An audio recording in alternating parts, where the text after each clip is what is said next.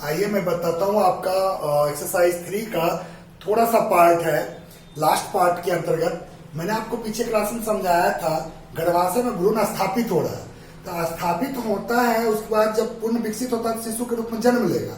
लेकिन उससे पहले उसके बीच की एक छोटी सी संरचना मैं बताना चाहता हूँ, जिससे भ्रूण गर्भाशय के अंदर सुरक्षित रहता है। सुरक्षित ही नहीं बल्कि पोषण प्राप्त करता है, श्वसन की क्रिया में सहायता करता है भ्रूण को। ऐसी कौन सी संरचना है, तो उसी संरचना के बारे में मैं बताना चाहता हूँ। अपना कहिए, किसी किताब आमल लिखा रहेगा, किसी में जरायु लिखा रहेगा, उसी को इंग्लिश में प्लासेंटा कहते हैं। यह संरचना क्या है आपसे कोई पूछता है, सिंपल से कहते हैं अस्थाई। अस्थाई मीन्स जो परमानेंट स्टेज नहीं है। अस्थाई संरचना किसके किसके बीच, भ्रूण यानी गर्भावस्था में जो शिशु डेवलप कर रहे हैं, भ्रूण और मां के गर्भाशय की भित्ति के बीच का अस्थाई संयोजक जोड़ने वाली एक संरचना होती है, जिसको अपरा या आंबल या प्लासेंटा कहा जाता है। इसको कहा जाता है यह क्रियात्मक इकाई के रूप में होता है। किसके किसके बीच, मां के गर्भाशय और मां के गर्भाशय में विकसित हो रहे भ्रूण, दोनों के बीच का क्रियात्मक इकाई के रूप में माना जाता है, क्योंकि यही एक ऐसी संरचना है जो पोषण, श्वसन, उत्सर्जन इत्यादि ऐसी कई तरह के क्रियाओं में मदद करती है। कहा था इसका निर्माण कैसे होता है, आपने पीछे क्लास में अगर याद हो पढ़ा था ट्रोफोब्लास्ट, जो कि ब्लास्टोसिस्ट का सबसे बाहरी लेयर है। कोरियन के ऊपर उस पर एक उंगली की तरह उभार बनने लगता है, जिसको भिलाई कहते हैं। उसी को आप कोरियोनिक भिलाई कह सकते हैं या कोरियोनिक भिलाई। और गर्भाशय की जो पेशी दीवार होती है, दोनों के बीच में संपर्क स्थान क्षेत्र बनता है, उसी क्षेत्र का एक नाम दिया था प्लासेंटा। और प्लासेंटा और भ्रूण दोनों के बीच में धागे नुमा संरचना, कैसा धागा नुमा संरचना ये बनता है। धागा नुमा संरचना जो बनता है, जिसको आप नाभि रज्जु इंग्लिश में अम्बेलिकल कॉर्ड कहते हैं। यह अम्बेलिकल कॉर्ड रुधिर वाहिनियां का निर्माण करती है, और यह मुख्य रूप से प्लासेंटा द्वारा अवशोषित जितनी भी संरचनाएं होती है, पदार्थ होती है, सबको भ्रूण तक पहुंचाने का मदद करता है रक्त के द्वारा। यही अम्बेलिकल कॉर्ड का काम है, नाभि रज्जु का। प्लासेंटा का कई कार्य है, उसको एक एक करके मैं समझाना चाहता हूँ। फंक्शन, किसका फंक्शन, प्लासेंटा का कई तरह के कार्य है। अभी आपने सुना जो मैंने अभी बताया, उसी को तोड़ तोड़ कर अगर देखा जाए तो कई तरह के कार्य आप बता सकते हैं। जैसे पहला कार्य पोषण यानी न्यूट्रिशन। न्यूट्रिशन, भ्रूण को विकास के लिए न्यूट्रिशन चाहिए, वह न्यूट्रिशन कहां से लाएगा, प्लासेंटा के द्वारा मां के रक्त से भ्रूण तक पहुंचाने का काम कौन करता है, प्लासेंटा माध्यम का काम करता है। दूसरा श्वसनीय पदार्थ। श्वसनीय पदार्थ कहने का मतलब है गैसियस पदार्थ, ऑक्सीजन और कार्बन डाइऑक्साइड। यह भी भ्रूण और माता के गर्भाशय के बीच की दीवार के बीच का आदान प्रदान करने वाला कौन है, अपरा यानी कि O2 और CO2। इसका विनिमय किसके द्वारा होता है, अपरा के द्वारा होता है। तीसरा चीज उपापचयी वेस्ट प्रोडक्ट, नाइट्रोजनी वेस्ट प्रोडक्ट, नाइट्रोजनी अपशिष्ट पदार्थ। जब भ्रूण का उपापचय क्रिया होता है तो उससे बेकार पदार्थ जो बनता है, उसको भी निष्कासित करने में, मां के रक्त तक पहुंचाने का कौन काम करता है, अपरा। इतना ही नहीं, कहा जाता है भ्रूण को गर्भाशय में अवलंब प्रदान करता है, स्थिरता प्रदान करता है, कौन, अपरा। इतना ही नहीं, एंटीबॉडीज, कई तरह के एंटीबॉडीज जो कि मां के रक्त से भ्रूण तक पहुंचाने का काम करता है अपरा, जो भ्रूण को अलग अलग रोगों, विभिन्न प्रकार के रोगों से बचाने में कार्य करता है, यानी रोग रोधक क्षमता उत्पन्न करता है। इतना ही नहीं, आप एक काम और कह सकते हैं, यह ऐसा माध्यम के रूप में काम करता है जिससे कि कई तरह के अंतःस्रावी हार्मोन भी रिलीज करता है। यह भी काम करता है कौन, अपरा। अंतःस्रावी हार्मोन, दो हार्मोन ऐसा है जो प्रोटीन प्रकृति का है।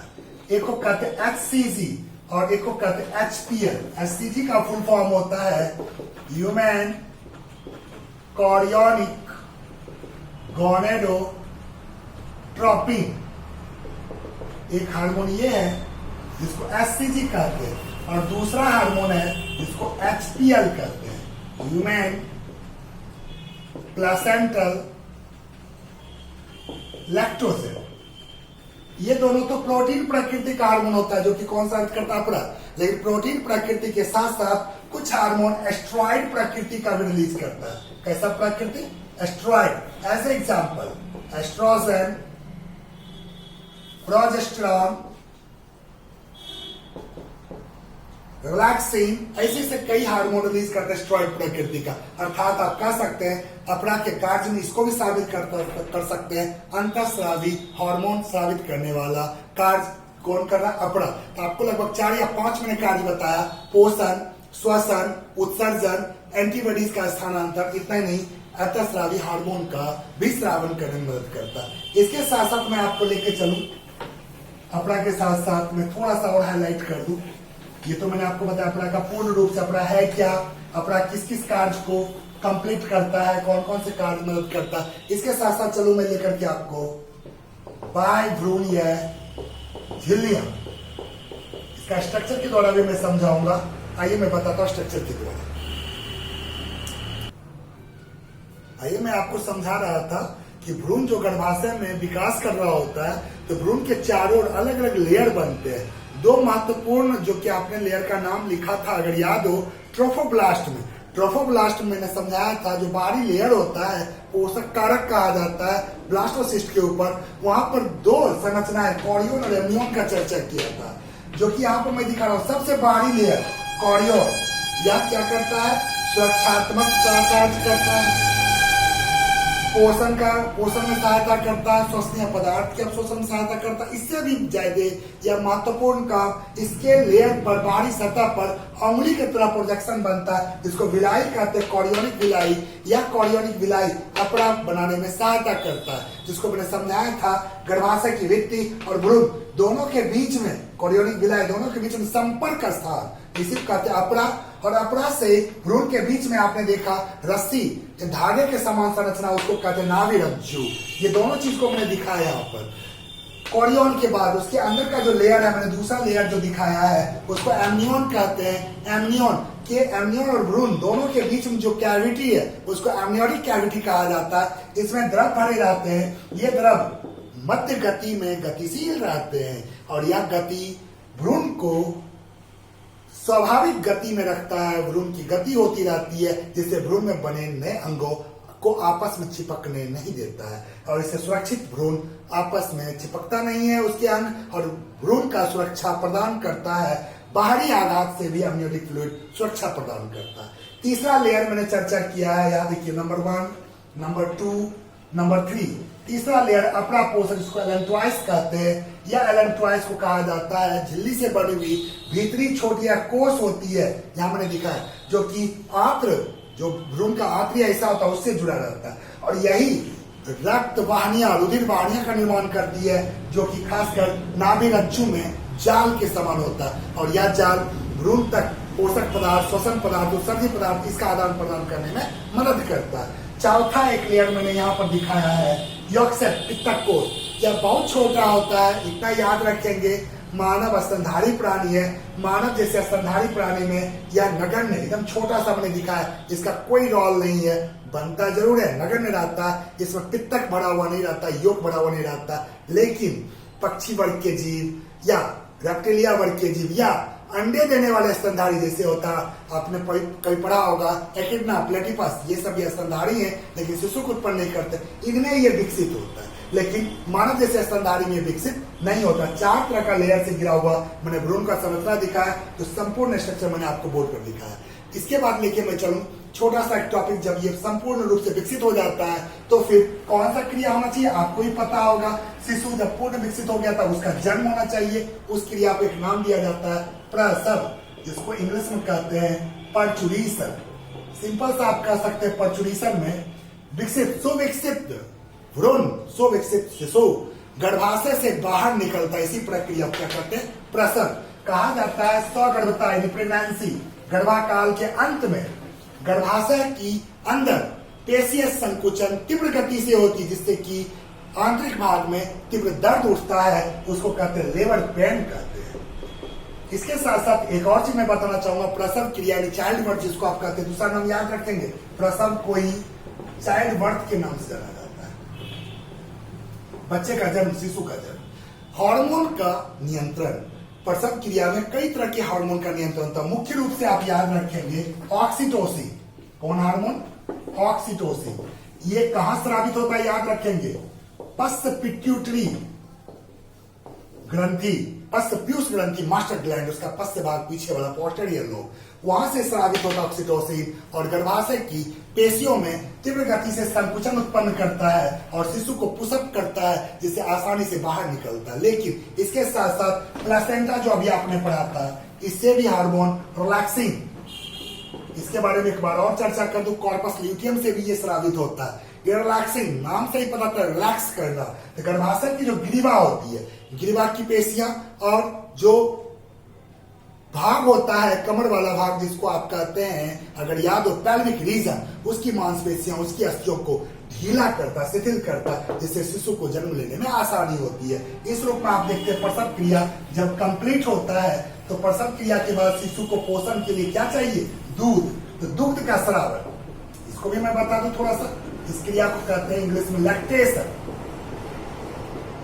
तो गर्भता के समय स्त्रियों में एस्ट्रोजन, प्रोजेस्टेरोन, ऐसे हार्मोन की अधिकता रहती है और इस अधिकता के कारण स्त्री का वक्ष बड़े आकार का होता है, दुग्ध ग्रंथियां विकसित हो जाती है और सौगर्भता के अंत में दुग्ध ग्रंथियों से दुग्ध का निकलना, निष्कासन होना लैक्टेशन कहलाता है, जो नवजात शिशु के लिए आवश्यक पोषक पदार्थ होता है। इतना ही नहीं, दुग्ध का निकलना तो कंट्रोल किससे होता है? कौन हार्मोन से? याद रखेंगे, प्रोलैक्टिन।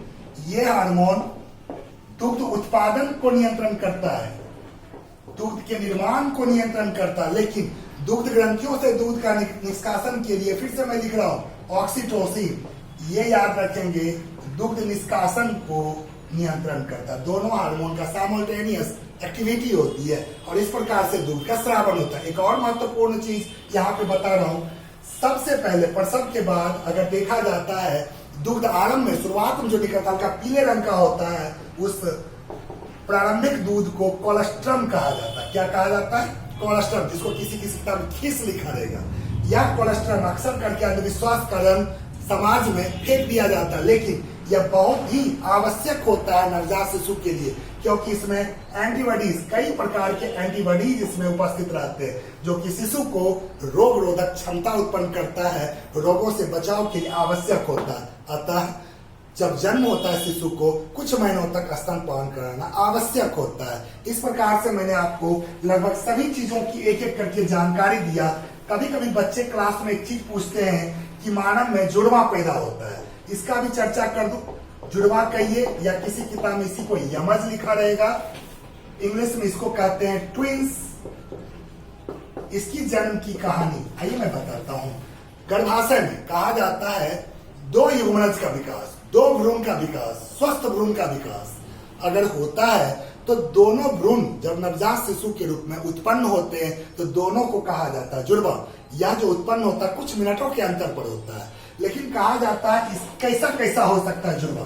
तो कहा था दो प्रकार का मुख्य रूप से जुड़वा हो सकता है। पहला द्विअंगज, या इसको आप कहते हैं सामान्य यमज। इसमें क्या होता है, इसको आप कह सकते हैं फ्रैटर्नल, इंग्लिश में लिखा होगा ट्विंस कहते हैं। इस प्रकार का जो यमज जुड़वा उत्पन्न होता है यह दो युग्मनज के विकास से। अब दो युग्मनज कहां से आया?